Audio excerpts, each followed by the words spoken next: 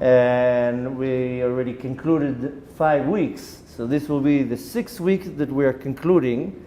And by now, if you're following the series, then you're probably familiar with the attribute of Malchut of the Sphira.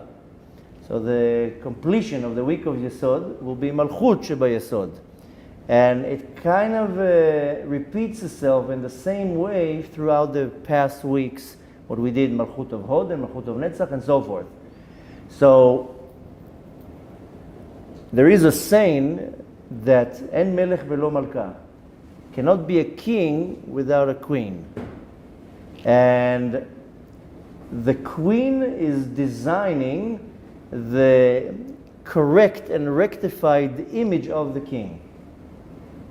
Okay, I'll say it again. The queen is the one who will design, so to say, the real rectified or the fixed of the what's called the Dmut Metukenet, how it's supposed to be, of the king. Now, in terms of Kabbalah, the Sphira of Yesod is a man, what's called a male.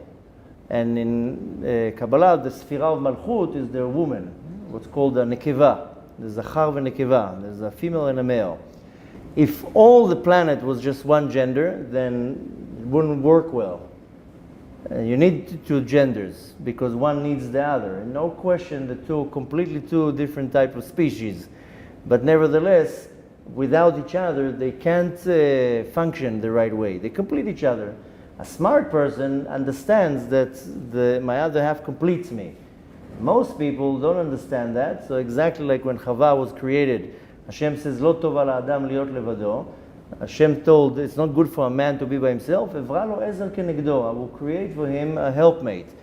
But in Hebrew, it's a little bit more profound because it says ezer. Ezer is a helpmate. Kenegdo can be translated in front of him, and kenegdo can also be translated as against him. Now, why does it says in front of him? Because we learned that a few times in the Zohar that Adam and Chava were created together. The front face was Adam and the back was Chava. He created a man and woman in the same body. If you remember, we learned also the Zohar said that she was on the side. She wasn't really in the back. So when he separated them, so he said kenegdo, in front of him. Instead of in him, now she was in front.